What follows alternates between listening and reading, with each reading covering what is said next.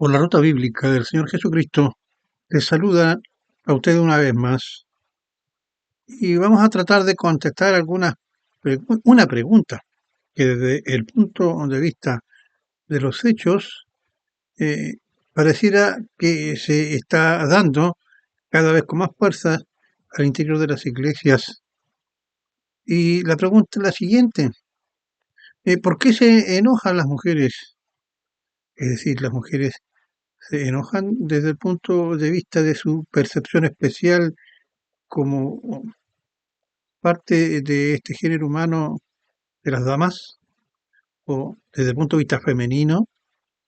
Eh, Indudablemente que existen algunas mujeres que al interior de las iglesias hoy día manifiestan abiertamente su enojo o, por decirlo menos, su disconformidad. Si usted está pensando que va a escuchar en este programa una fundamentación desde la psicología basadas en teorías humanas, conductuales, motivacionales o de otro orden para poder explicar o responder esta pregunta, están equivocados. Pero sí me llama la atención un hecho que es muy curioso y que he repetido más de una oportunidad y que explico por medio de esta pregunta para cualquiera de ustedes que me está viendo y escuchando. ¿Se han dado cuenta de que la mayoría, por no decir todos aquellos que van por ayuda a la psicología y a veces inclusive a la psiquiatría, pero principalmente hacia la psicología, por un problema relacionado con la conducta, ya sea propia o de terceros, que les afecta, creando con ello angustia, ansiedad o estrés?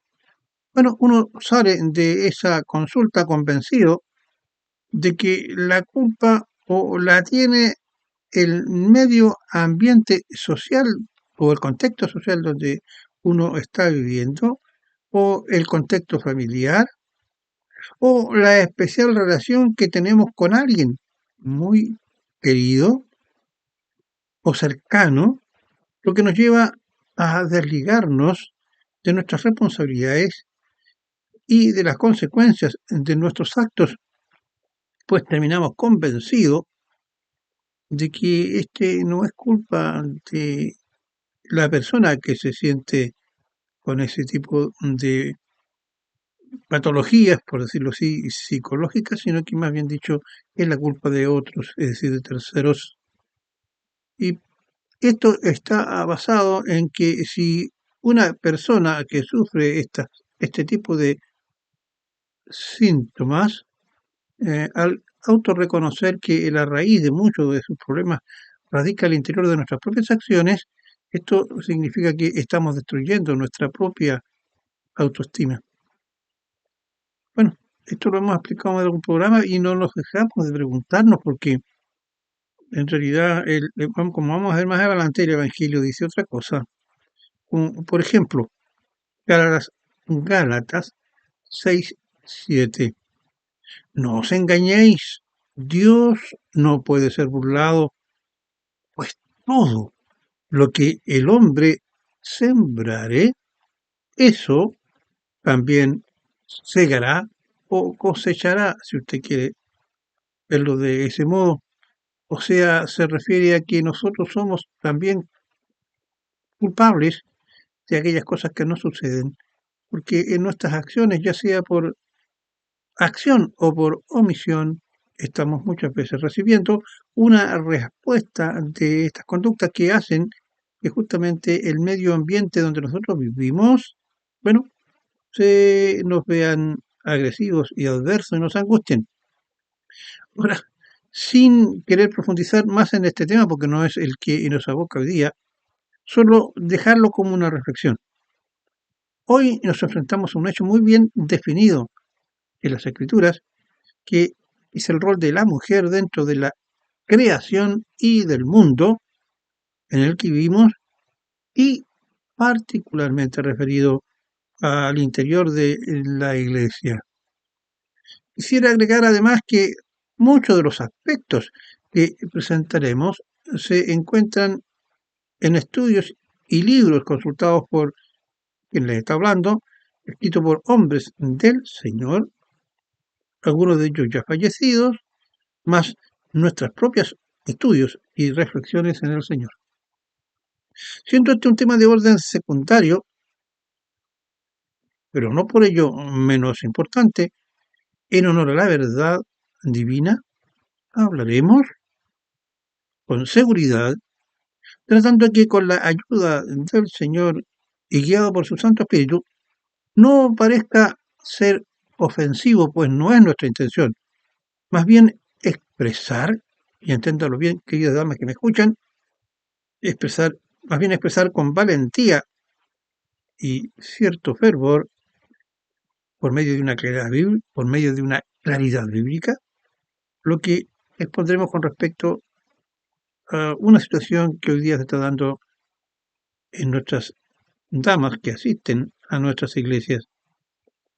Quisiera poder sostener además que, como ya lo hemos expresado en programas anteriores, el feminismo, en su expresión más pura, sostiene que debe existir o existe de hecho una guerra no declarada de parte de las mujeres en contra del hombre, pues estas mujeres consideran a este, es decir, al hombre, que es un agresor en potencia y por lo tanto debe ser desplazado, escúchelo bien, desplazado de toda órbita de poder en todos los ámbitos del quehacer humano por las mujeres e incluso al interior de las iglesias, instándolas entonces a que cuando participen en las congregaciones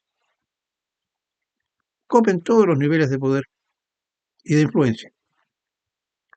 Con respecto a la iglesia, son cada vez más las mujeres, al más claro estilo avasallador feminista, que están usurpando, uno usurpa algo cuando hace algo indebido, que están usurpando el cargo de líderes, como ejerciendo roles de pastora y también ejerciendo autoridad sobre los varones en las iglesias, en franca rebeldía y desconocimiento de lo establecido en las escrituras que lo prohíben expresamente. Esta desobediencia femenina a la prohibición a desempeñar el cargo de pastoras lo expresan ellas en razones extrabíblicas y basándolas más bien en un voluntarismo propio de ellas al declarar que la provisión de ejercer el pastoreo femenino es el resultado de un sistema machista patriarcal y que las iglesias deben acomodarse a los nuevos tiempos. Es decir, copian el eslogan feminista. Presentaremos una exposición bíblica, entonces presentaremos una explicación bíblica sobre el rol de la mujer desde la creación y de cómo Dios en su infinita sabiduría ha establecido un orden muy bien definido en el cual ni los hombres ni las mujeres debemos transgredir. Dicho sea de paso, esto es una voluntad del Señor y nuestras opiniones no serán nuestras, sino que estarán basadas, como ya dije, en los evangelios, en lo que el Señor establece en su palabra. Partiremos diciendo que nuestro versículo de base, que es aquel que sirve para inspirar el tema, para poder delimitar el tema, lo que un investigador diría el planteamiento del problema. Bueno, nuestro versículo de base será Primera de Corintios, capítulo 11, versículo 3. Aquí se utiliza con claridad la palabra cabeza para señalar el lugar de autoridad. Bueno, leamos. 1 Corintios 11:3.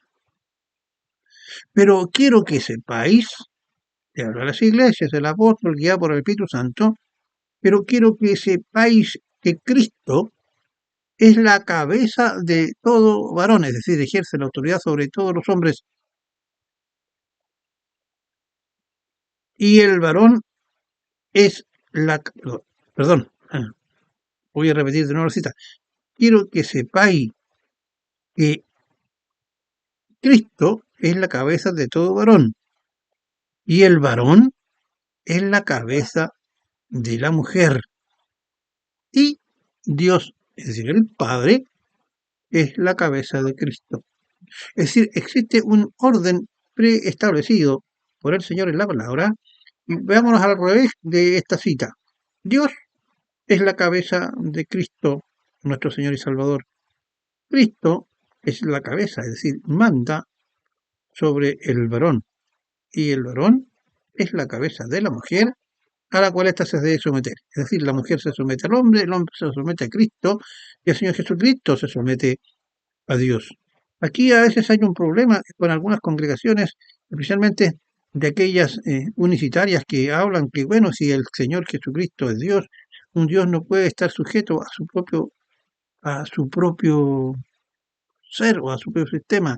Dios sujeto en contra de Dios, porque ellos creen que solo Jesús es Dios y el resto son expresiones de esto.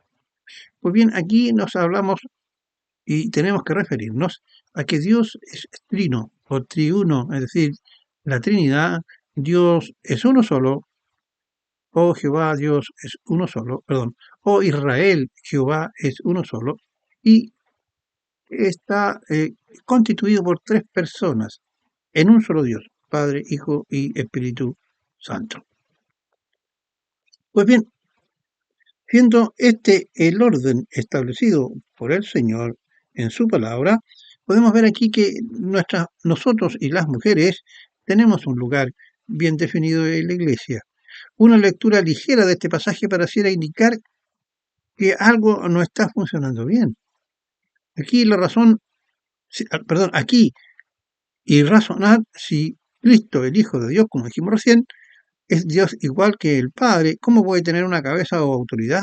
Bueno, las Escrituras nos dicen que el Señor Jesús, por amor a nosotros, siendo Dios todopoderoso, se hizo obediente y se somete al Padre, quien aún así le castiga en su cuerpo de hombre para ser llevado a la cruz y derramar su sangre para perdón de todos nuestros pecados, de quienes creemos en Él y nos acercamos en arrepentimiento. En sí, el Señor nos consigue el perdón de todos nuestros pecados.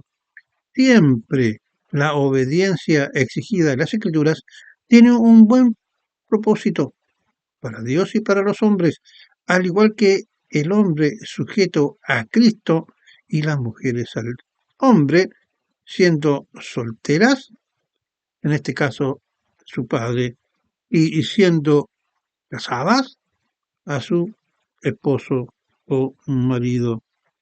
Debemos concordar de que no existen bases bíblicas que justifiquen la existencia de mujeres predicadoras ni pastoras.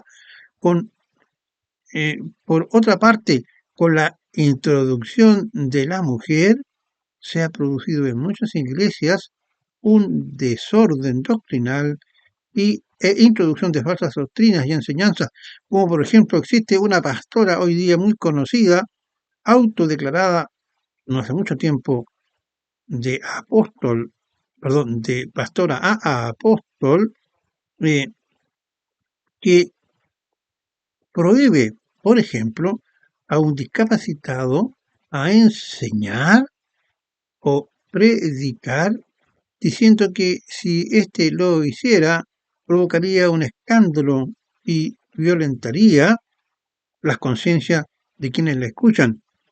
Pero esto no se condice con Primera de Corintios 14:33 al 40.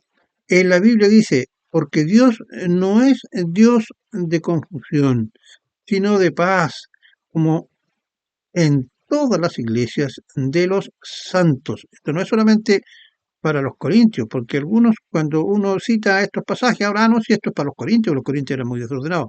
No, dice para todas las iglesias de los santos, porque Dios no es un Dios de desorden, sino de paz, como es costumbre en las congregaciones de los creyentes. Y luego dice, y escúchelo bien, guarden las mujeres silencio en la iglesia, pues no le está permitido hablar,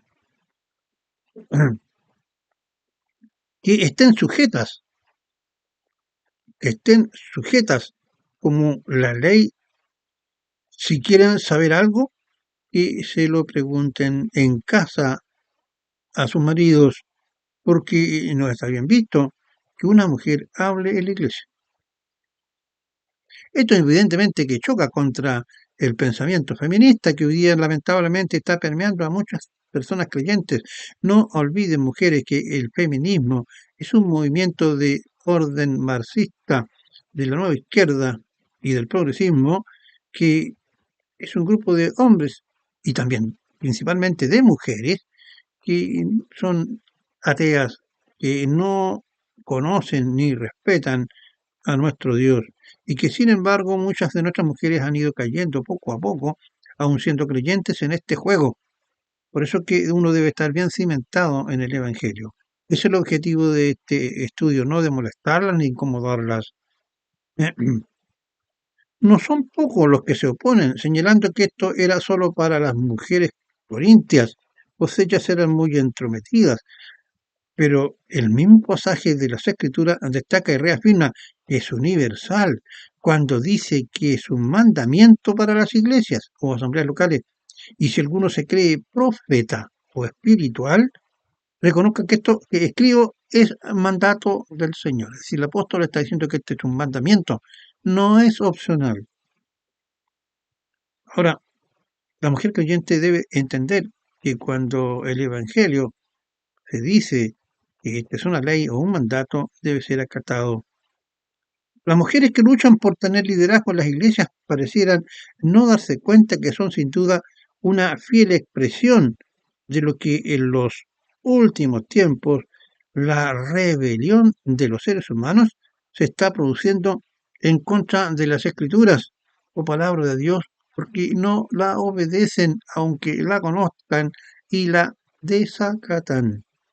Una razón se encuentra en el versículo 35 de la primera de Corintios 14, recién mencionada, que dice, porque es incorrecto. En otras versiones dice es indicoroso. También significa es vergonzoso que una mujer hable en la congregación. Aquí nos estamos refiriendo específicamente en el momento en que se realiza el acto de adoración y de alabanza desde el púlpito, cuando los fieles vamos a adorar, dar gracias al Señor y vamos a edificar y a escuchar el mensaje del Evangelio, es decir, de la palabra de Dios. Por lo dicho hasta aquí, encontramos que las escrituras son clarísimas y directas. Es una prohibición aplicada a nuestras mujeres para ejercer un rol de liderazgo en las congregaciones. Y cuando citan el caso de Débora, la cual para oponerse al Evangelio, esta fue jueza y no sumo sacerdota, perdón, y no sumo sacerdote, pues lo había en su tiempo. Esta Débora más bien gobernaba, y si ella tuvo un rol de liderazgo político, fue debido a la apatía de los hombres de su tiempo, y el Señor permitió que Débora fuese jueza de Israel. Por último diremos que fue una excepción que confirma la regla. ¿Por qué la mujer tiene la tendencia a rebelarse en contra de lo establecido en las Escrituras? Buscaremos la respuesta en Génesis 3, pero sin antes no decirles tanto a los hombres que se consideran liberales, tanto a los hombres que se consideran liberales y a las mujeres impregnadas por el feminismo, escuchen nuestra argumentación que le daremos a continuación desde el punto de vista bíblico no personal, con atención, evitando todo prejuicio que está siempre basado en una especie de autovictimización efectuada por ellas en contra de los hombres con respecto al rol que ellas ejercen en la iglesia. En Génesis 3 podemos apreciar que Eva se libera de la protección de Adán, o sea, como hoy día lo quieren hacer las mujeres, o muchas la hacen. En Génesis 3 podemos apreciar que Eva se libera de la protección de Adán. No se olviden que Eva va y conversa con Satanás sin la presencia de su esposo y no le comunica que ella tiene contacto con el maligno e ignora de este modo la debida sumisión en cuanto a que actúa por sí misma, ignorando la existencia de su cabeza y es engañada por Satanás.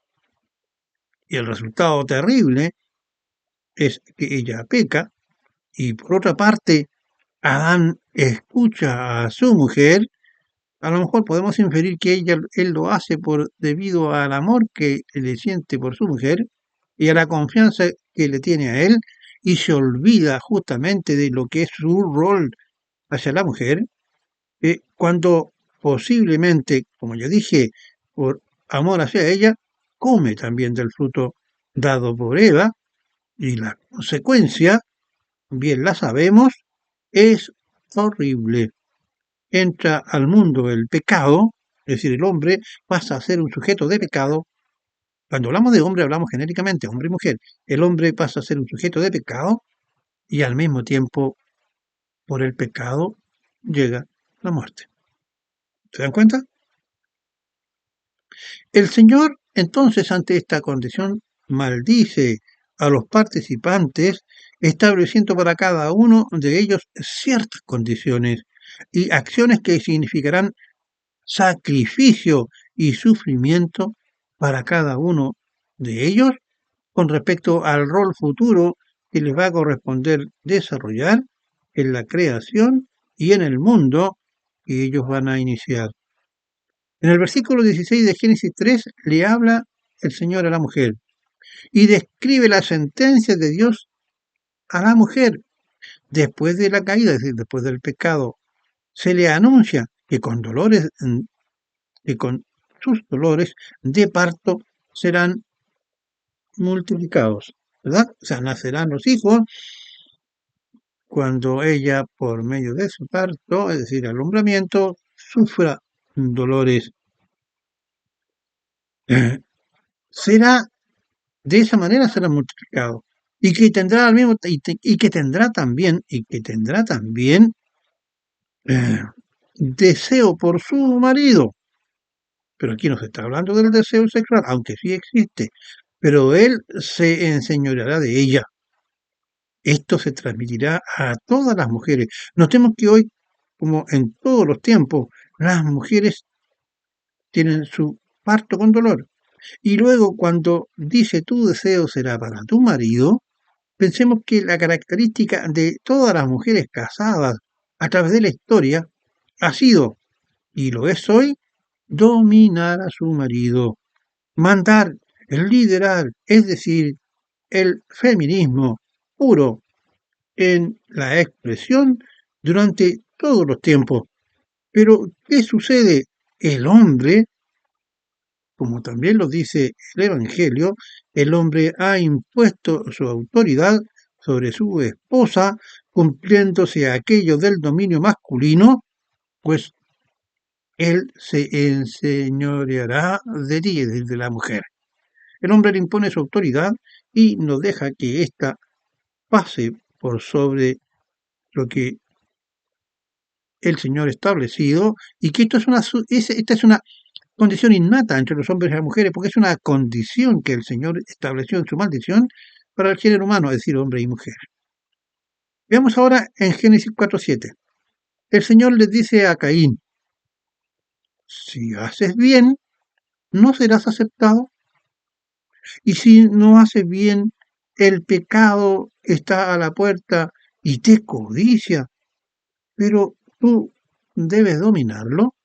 Esta es una condición de lucha que debe tener el hombre en contra del pecado. Si lo que hizo a Caín matar a Abel fue la intención del corazón, porque mientras Abel ofrecía un becerro que tipifica el futuro sacrificio del Señor Jesucristo, eh, Caín le ofrecía no igual a Abel, sino que le ofrecía los frutos de la tierra, pero en su corazón no existía un amor puro y sincero hacia Dios, sino que más bien un deseo de destacarse a sí mismo. De allí que surge entonces la envidia hacia su hermano, que aún lo lleva a matarlo. Esta advertencia bíblica enfatiza que el pecado, como consecuencia de la transgresión de Adán y de Eva, siempre estará presente en este tiempo, esperando la oportunidad de influir y dominar al individuo si no se ejerce un dominio propio. Y esto le ocurrió a Eva. Su pecado fue liberarse de Adán y tratar de dominar justamente a Adán y mandarse ella misma. De allí que Adán y por lo tanto todos los hombres le nace el deseo de dominio sobre la mujer, producto de la maldición divina, como ya lo hemos explicado. De allí es que nace en la mujer el deseo de pervertir el orden establecido por Dios, tanto en el matrimonio como hoy lo pretende en la iglesia. Es decir, mandar en su casa y mandar en la iglesia. Cuando las escrituras hablan sobre el rol de la mujer que debe sujetarse a su marido, está reconociendo su sumisión a lo establecido por Dios. La mujer con ello efectúa un acto de adoración a Dios. La mujer se somete a su esposo por amor al Señor, porque así como nuestro amado Señor Jesucristo se somete al Padre y muere en la cruz por nosotros, por cada uno de aquellos que lo recibimos en arrepentimiento, como nuestro Señor y Salvador, nosotros de igual manera que el Señor fue obediente hasta la muerte de cruz, la mujer se dignifica obedeciendo a su esposo en el Señor. Eso significa que obedecerá a su marido en la medida en que éste no transgreda como creyente y como compañero aquellos preceptos, actitudes, hechos, son valores que el Señor pone para cada uno de nosotros. Es decir, su marido no puede, si la manda a matar, usted no puede matar. Si lo manda a robar, usted no podrá robar.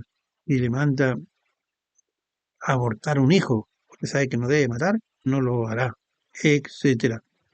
Por otro lado, como testimonio del rol de la mujer con relación a la iglesia, tanto en el Antiguo Testamento como en el Nuevo, no existe ningún libro escrito del Evangelio por una mujer.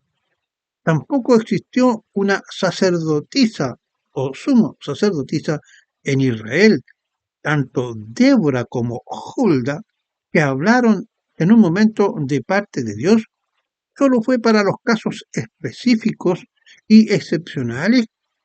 No fueron profetizas regulares, y si ellas tuvieron un rol transitorio, fue porque a Dios así lo permitió excepcionalmente. Un juicio sobre la actitud de la mujer se encuentra en el capítulo 3 del versículo 16 y 17 de Isaías. Veámoslo. El versículo 16 de Isaías, que se refiere a las hijas de Sión, describe su orgullo y vanidad.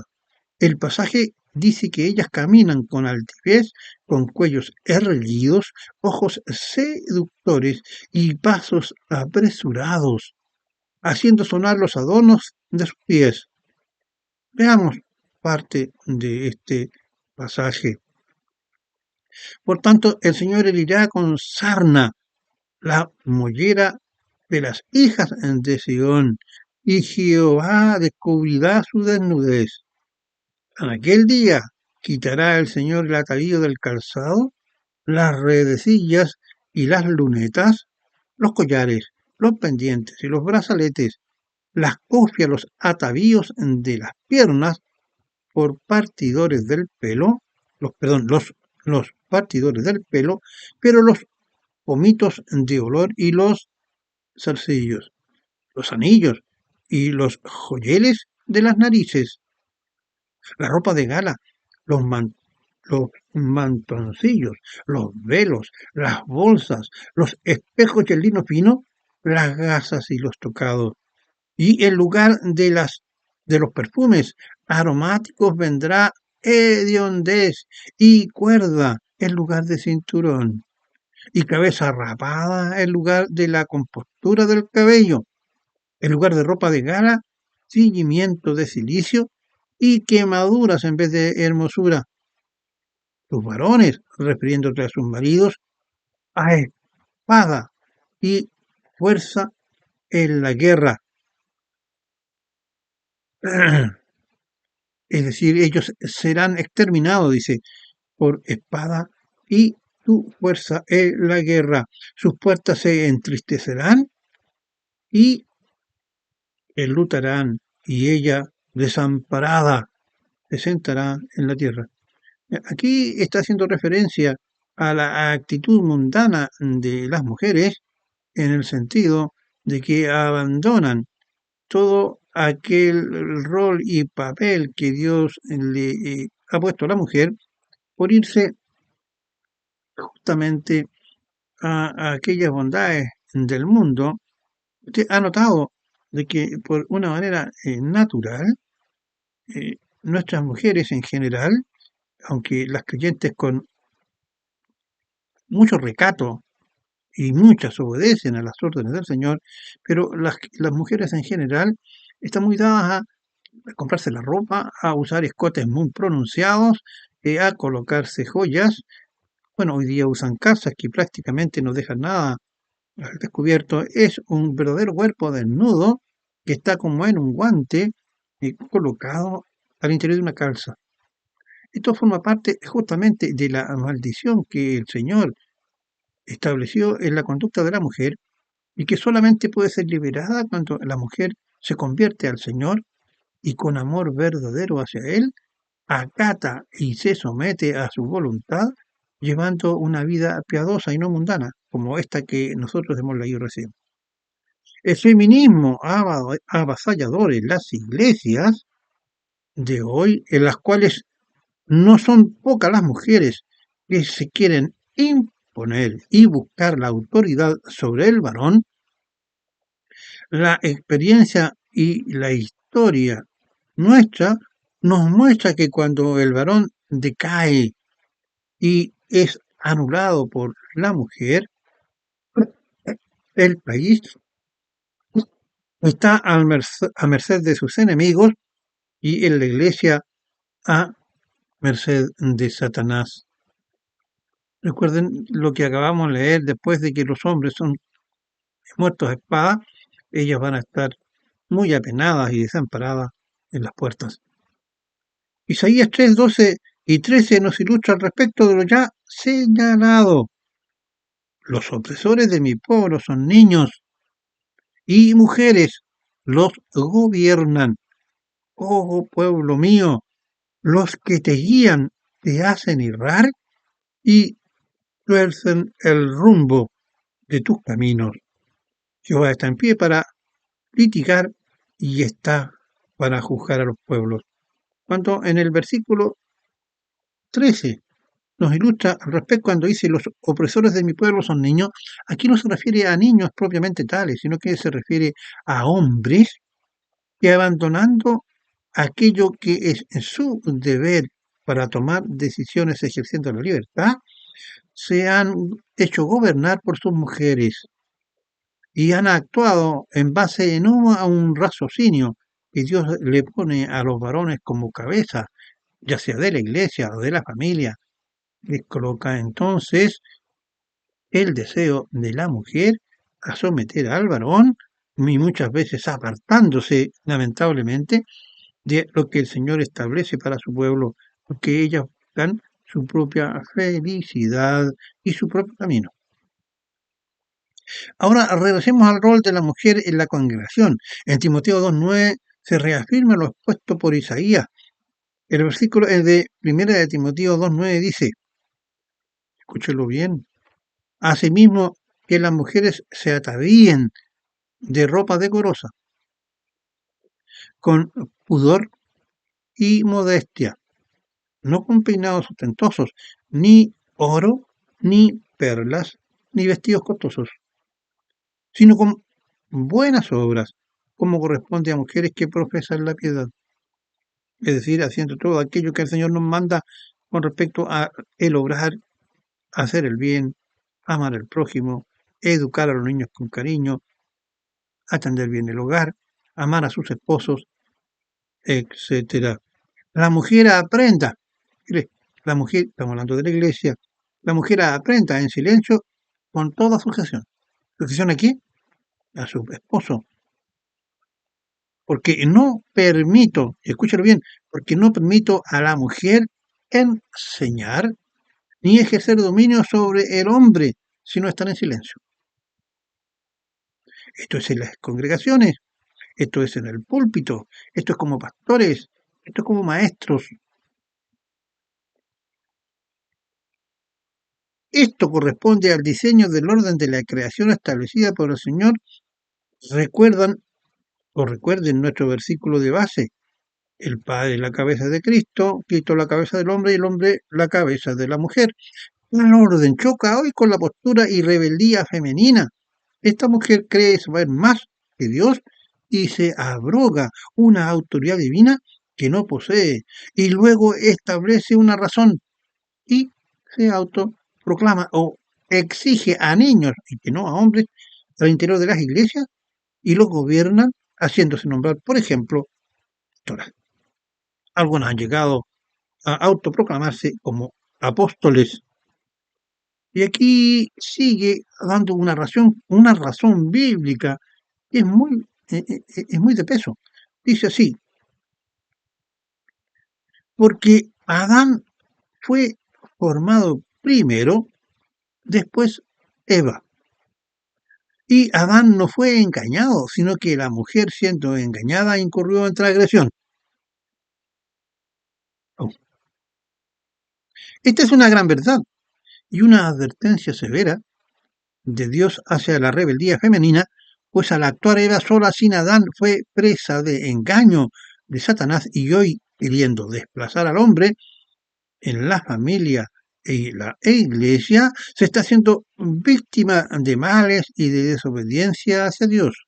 Pensemos, y las estadísticas lo dicen, son hoy cada día más las mujeres que se separan de sus esposos, que toman la decisión sin tratar de buscar un camino de armonía que logre la unión y restablección de la convivencia y sufren por causa de esto estas mujeres depresiones, trastornos, angustias, etcétera. Clásica es la frase de la mujer que se separa de su marido: hoy vivo liberada, hoy no debo rendirle cuentas a nadie. Y cuando hablan de ese nadie, evidentemente que dejan al Señor y a sus santas escrituras fuera. Aunque concurran a iglesias y adoren al Señor, es muchas veces una oración de labios, porque cuando una mujer es creyente y un hombre es creyente, actúa piadosamente de acuerdo a lo que el Evangelio nos está indicando, nos está mandando y nos está reglamentando. En este versículo que acabamos de leer, la palabra original del griego, perdón, me faltó leer el versículo, pero dice, se salvará engendrando hijos si permaneciere en fe, amor y santificación con modestia. Aquí hay muchas personas que dicen, bueno, ¿cómo? No somos salvos por la fe en Cristo y solo por Cristo. Amén. Es algo muy cierto. Es una verdad bíblica de primer orden, el cual no podemos reemplazar por cualquier otra. Pero aquí, en este versículo, la palabra original del griego para salvada no se refiere a la salvación de la vida eterna, sino más bien se liberará de la marca de la caída de Adán, de haber llevado a los hombres a ser sujetos de pecado, criando así hijos piadosos, con sano temor a Dios. El ser madre, cosa que espanta a las feministas y a muchas mujeres hoy, es un privilegio y un don entregado por Dios solo a ellas, a las mujeres, no a los hombres, pues la ha dotado de características físicas y socioemocionales propicia para tener hijos y que los hombres no poseemos. Pensemos que la labor de una mujer es a tiempo completo, altamente demandante. De aquí resulta lógico y natural que quien debe gobernar la iglesia es el hombre, en la que la mujer, como en todos los planos, fue criada por Dios para ser una ayuda idónea. Génesis 2:18. Y no como parece haber entendido mal la mujer, pues cree que Dios la mandó a ser un jefe idóneo y todopoderoso. Un mandamiento para los hombres con relación a su cargo de líder de la iglesia. Primera de Timoteo 3, 4, 5.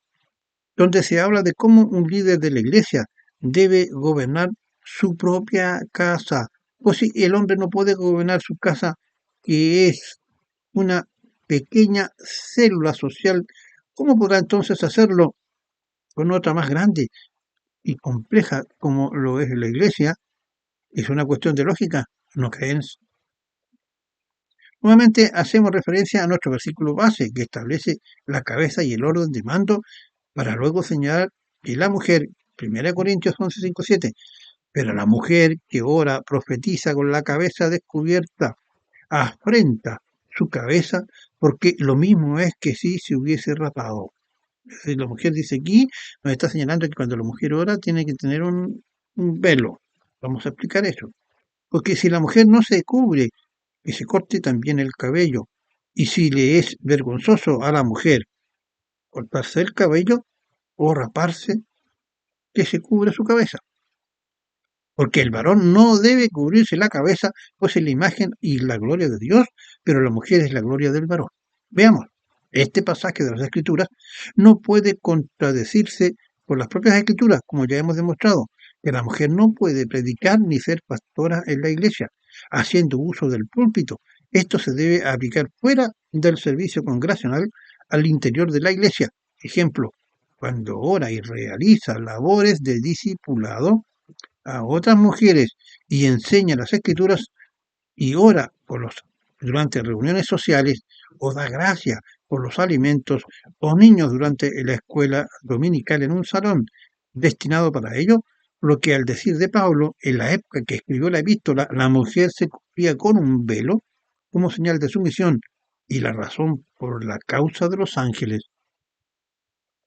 1 Corintios 1, 11, 10 dice, pues los ángeles son creación divina, o sea, y ellos gobernaban a los hombres, perdón, y ellos observaban a los hombres y son seres totalmente bajo sumisión, con una sumisión absoluta a su creador, de no actuar así es decir hoy, no usar el velo era apropiado para la época de Pablo, sino que estar bajo sumisión a su marido es estar totalmente contendiendo en desobediencia con Dios. Sin embargo, es vergonzoso que un hombre lo hiciera para tener señal de sumisión. Es decir, en palabras más breves, la mujer debe estar sujeto a su marido y cuando ora, no en la iglesia, en los aspectos que ya antes hemos dicho, porque si ahora le dijéramos que tiene que ser pastora y tiene que dirigir el culto y tiene que estar en la iglesia liderando, estaríamos contradiciendo las escrituras, sino que más bien en otras situaciones anexas o aparte de lo que es la función de la iglesia propiamente tal. Por ejemplo, en una reunión familiar donde se da gracias a Dios, en una reunión de mujeres donde una de ellas es la que lleva el liderazgo, también puede orar, pero decía en este caso el pasaje de Pablo, en que ella debía tener un velo. El velo en la época de Pablo, porque esto es un uso de un lenguaje propio de la época, se colocaban el velo porque esa era una señal de que esta mujer estaba bajo sumisión. Ahora, hoy día la sumisión se ve reflejada justamente en el rol que ejerce la mujer al no oponerse a aquello establecido por Dios, y es decir, no hacer aquello que la, la palabra de Dios establece que está vedado para ella. Y ya lo hemos estado aclarando. Por último, queridos hermanos, quisiera compartir sobre algo referido a la oración, ya que estamos hablando de ella, en las iglesias, y que hoy casi ningún pastor se atreve a aplicarlo por temor a aparecer como un machista, o intolerable, o ortodoxo, y conservador, incurable, que está en el siguiente pasaje de Timoteo, que escúchenlo con atención y que debe ser meditado, que les dejo para reflexión y reafirmar el papel de la sumisión femenina hacia el hombre.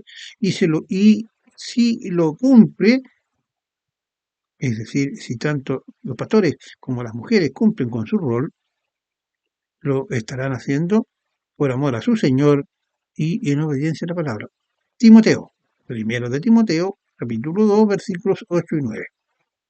Escúchalo bien. Quiero, pues, que los hombres oren en todo lugar. Los hombres oren en todo lugar. ¿Se va entendiendo?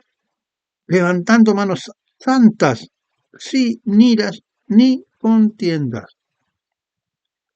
En aquellos lugares donde se va a orar, donde hay un grupo de personas, de creyentes, el honor de la oración debe siempre ser llevada por un varón. No lo dice el hombre, sino que es una señal de sumisión de la mujer y de acatamiento al Evangelio. Sin embargo, esta enseñanza o doctrina, muy simple, no es sostenida ni siquiera es nombrada por muchos de los pastores. Esto se lo dejo como una manera de reflexión. ¿Será acaso que el Señor quiere que allí donde existan hombres creyentes sean ellos los que oren si no los hay?